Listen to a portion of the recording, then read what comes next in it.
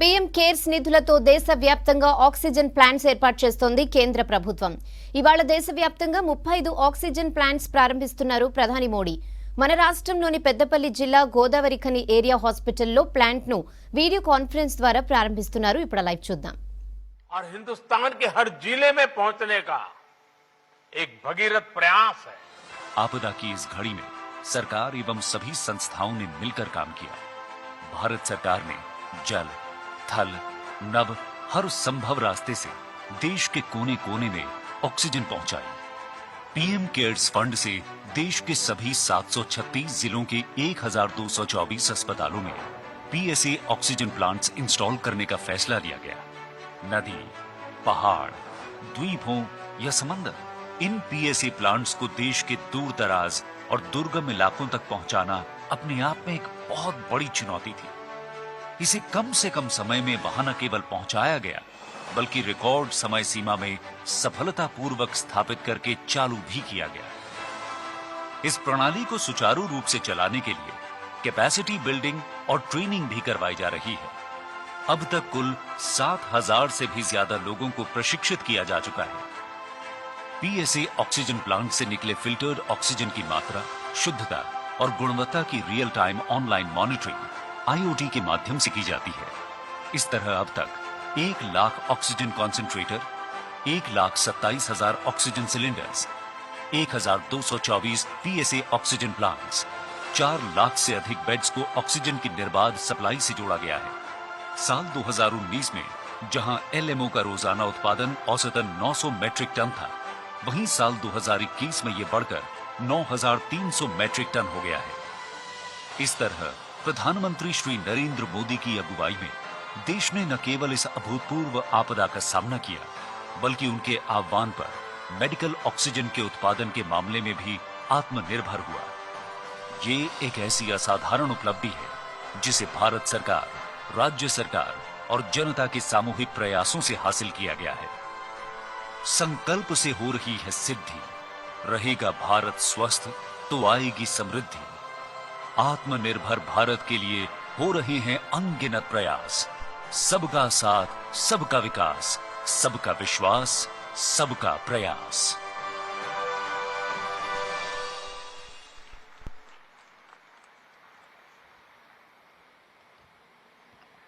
दिल में देशभक्ति की प्रचंड ज्योति, सांसों में पुरुषार्थ की परम ऊर्जा, सर्वे भवन्तु सुखिनः जिनका जीवन मंत्र है. मैं माननीय प्रधानमंत्री जी से विनम्र अनुरोध करता हूं कि हम सबको अपना आशीर्वचन दें, देशवासियों को अपने संदेश से अनुग्रहित करें. माननीय प्रधानमंत्री महोदय.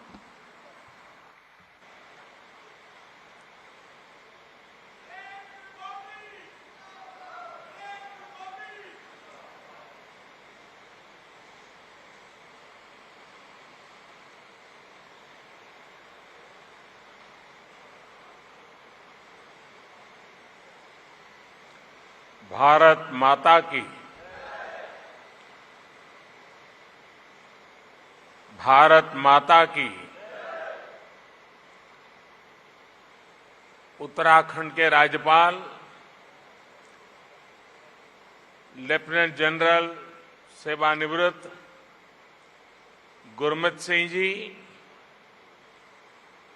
युवा, ऊर्जावान और उत्साही मुख्यमंत्री मेरे मित्र श्री पुष्कर सिंह धामी जी, केंद्रीय मंत्रिमंडल के मेरे सहयोगी श्री मनसुख मांडविया जी, श्री अजय भट्ट जी, उत्तराखंड विधानसभा के स्पीकर श्री प्रेमचंद अग्रवाल जी, उत्तराखंड सरकार में मंत्री और आज उनका जन्मदिन भी है डॉक्टर धन सिंह रावत जी, उनको जन्मदिन की बहुत बहुत बधाई.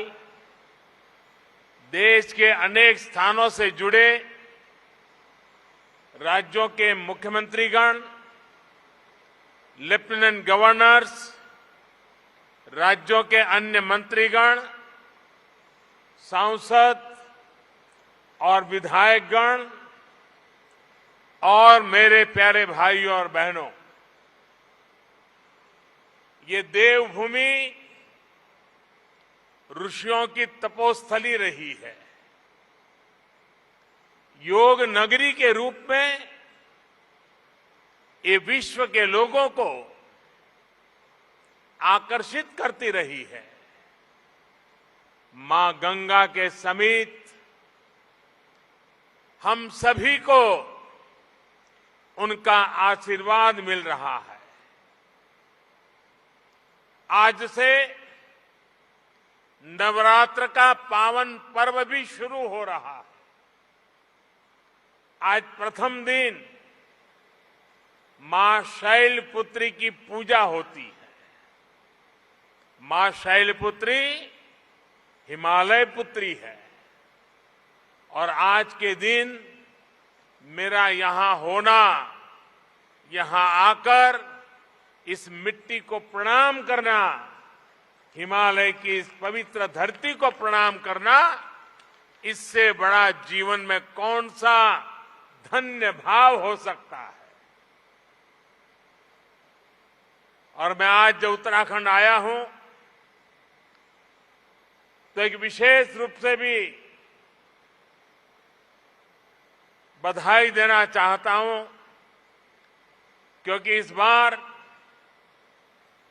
टोक्यो ओलंपिक में ये देवभूमि ने भी अपना झंडा गाड़ दिया है और इसलिए आप सब अभिनंदन के अधिकारी हैं। उत्तराखंड की दिव्य धरा ने मुझ जैसे अनेक लोगों के जीवन की धारा को बदलने में बड़ी भूमिका निभाई है। यह भूमि इसलिए मेरे लिए महत्वपूर्ण है, इस भूमि से मेरा नाता मर्म का भी है, कर्म का भी है,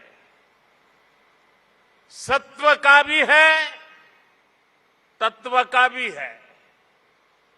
साथियों, जैसा अभी मुख्यमंत्री जी ने याद दिलाया, आज के ही दिन 20 साल पहले मुझे जनता की सेवा का एक नया दायित्व मिला था।